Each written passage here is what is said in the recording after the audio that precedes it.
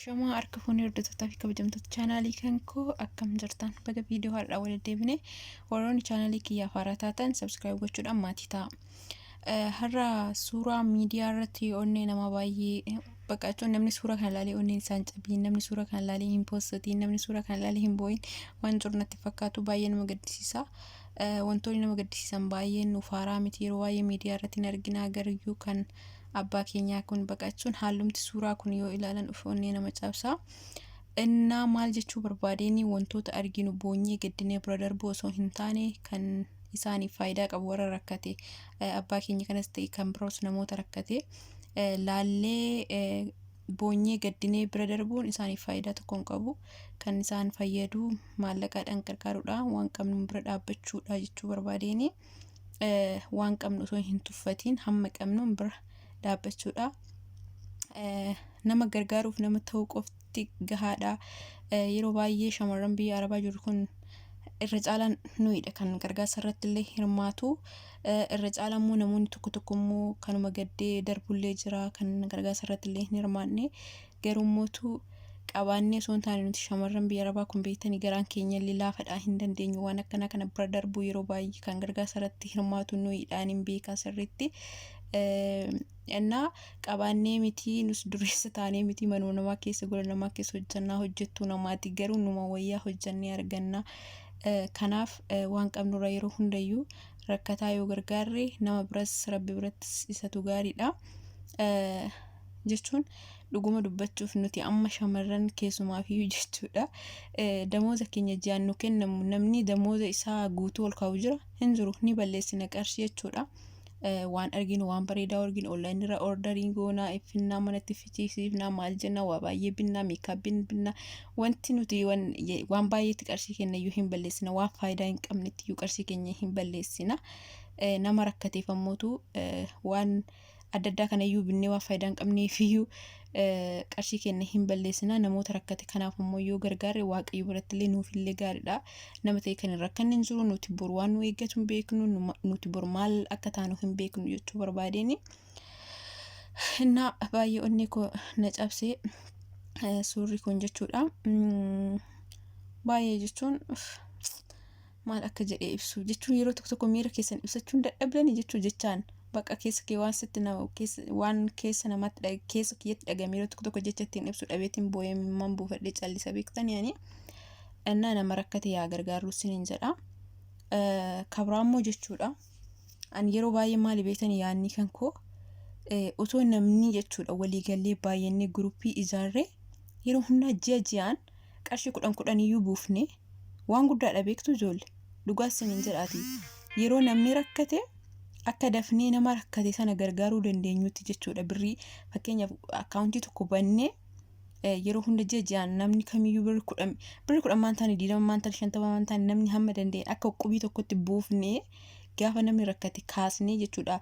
Fakkeenyaaf nama rakkate mana yaalaa seenuuf birriin atantabaan barbaachisu maal otoo wanta akkanaa aayidiyaa akkanaa kana faafinnee hoo maal jettan. Mee yaada kee eenyuun irraa fudhatee waan akkanaa kana gochuu dandeenya guruppii ijaarree. Banagaraachin illee ijoolleen Habashaa waan akkana kan akka qaban beektanii garuu dhugaas ni jira ijoolleen Habashaa ijoollee biyya alaa osoo hin taane daayispooraan Ameerikaa Awurooppaa biyyoota guddaa keessa jiraatan guruppii akkanaa kana qaban. Ani yeroo tokko dhaga'een jira jechuudha. Guruppii akkanaa kan ijaaranii qabanii yeroo namni rakkatee dhibeen addaa baqachuun waan ta'e uumame qarshiin isaa walitti qaban jiranii akka qubitti fuudhanii gargaaranii jechaa dhaga'een jira. Nuti ijoolleen Oromoo maaliif kan hin goonu? Innaa yeroo baay'ee immoo nuti namni qarshii nuti uffanna. Amma fakkeenyaaf ani yeroo baay'ee yoo qarshii diqqoo harkaa qabadhe nama haa gargaaru namni jedhanii guruppii ijaaranii maal yoo ta'e wanaadha qarshiin bahu qarshii 500,000 takka yoo qabaadhe jechuudha birrii biyyaatti harka maal jedheen kana erga kaamnaamni jedheen ni saalfadha jechuudha. Kun garuu dogongora isaan biratti qarshiin kun guddaadha waan ta'eef namni hamma qabu nama gargaaraa jechuudha. Dirqama qarshii baay'ee ta'uu hin qabu. Siniif gala maa birrii 10 irraa hin taane waan dandeessuun nama bira dhaabbachuudha. Nin beekaa nuti yeroo ammaa kanatti gargaarsi nama gargaaruun nuti baay'atee jira baay'ee nama gargaaraa jira.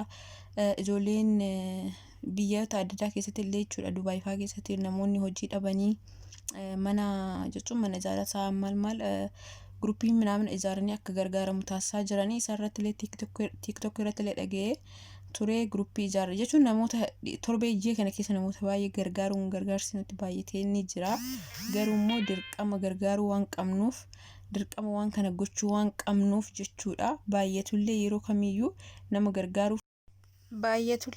gargaaruuf fayyaa erga qabaannee hojjennee ni arganna nus hin rakkannaa. Har'a yoo ati namaaf arjoomtee waan hunda namaaf goote bor ati soo rakkattee waaqayyoon isaati nama arjoomte laalee namni akkasi gargaaru siif taasisa.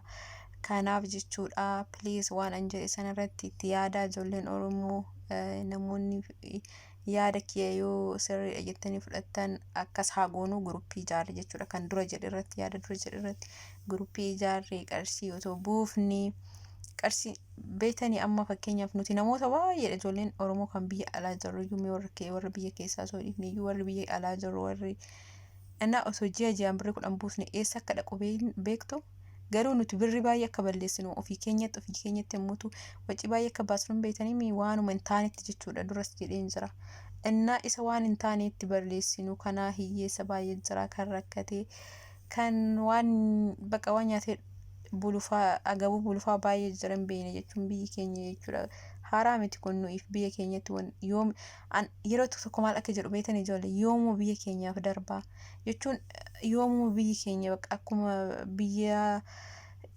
jechuun guddattee biyya guddaa taatee wanni hundi haa jiraatu jechuun miti garuu namni wal qixxaatee yoomuu baqa beeku bichaan nama rakkate arguun hin jaaladhu yaani namni kamiyyuu nama rakkatee karaatti wannaa jedhu baay'ee nama gaddisiisa onnee nama cabsa namni nama ta'ee kan hin gaddine hin jiru baqachuun waan nama gaddisiisudha jechuudha namni hundi keenya miira qabna miira nama jechuun eebelu garaa jabaataa minaaminaa miti nama ta'ee waan akkanaa kan argee kan hin gaddine hin jira jedhee hin yaadu.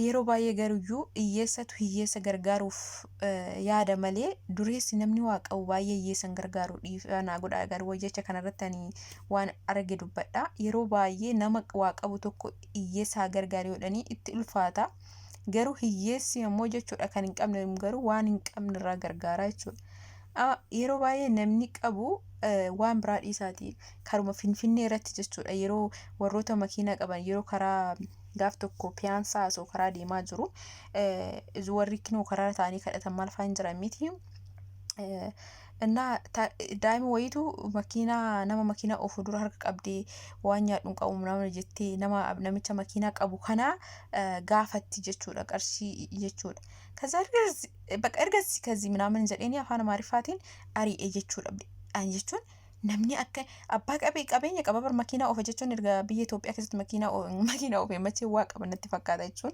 fiizikaalillee akkas fakkaata garuu namni kun yoo birrii 10 itti kennee ofirraa geggeesse maal qaban jedhe an dhugaa san jedha of jajaa fi miti ofitti yaamee maal taate jedhee intala xiqqoo baqa jiraa miti xiqqoolleen jedhamtu giddu galeetti rumii 15 akkasiin taati harmee kiyyan jalaa dhukkubaanii karaa deemee kadhadha maal naan jette innaa yeroo san ofitti qabee hanga ta'e waan ta'e gargaaree bira darbeeranis jechuudha of jajaaf waan haasa'u isinitti fakkaata waan ta'eef waan yeroo san isheedhaaf godhee dubbachuu hin barbaadu maaliif namni tokko feekii isinitti fakkaachuu danda'a jechuudha innaa akkasitti intala san geggeessa jechuudha waan ta'e godheefi innaa maal jechuu barbaadeen yeroo baay'ee hiyyeessa nama fakkeenyaaf ofii kiyya hin qabu qabduu dureetti dhufin jedhu garuu fayyaa waan hin qabu dalagadheen jiraadha namaaf ni yaadatu nama dhirsuu bakka naaf ta'ee otoo hin dandahee rakkataa hunda walitti qabee gargaaree jiraachisee bakka sababa kiyyaan rakkattoonni hundiyyuu bakka furmaata argatanii jireenya gaarii nyaatanii dhuganii bulanii hedduu natti tola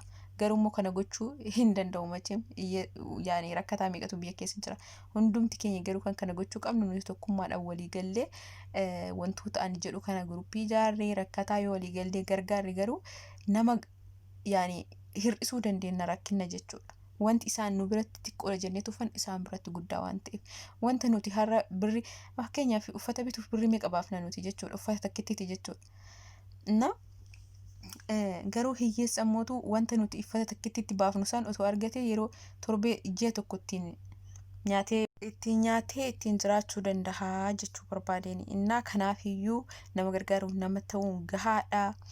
Piliis nama rakkate bira haa dhaabbannu, gaddinee boonyee bira darbuuf faayidaa hin qabudha jechi kiyya har'aa. Innaa nagaa naaf turaa hamma viidiyoo har'aa walitti deebinutti nagaa naaf turaa. Baay'ee sin jaalladha, baay'ee sin kabaja. Baay'ee.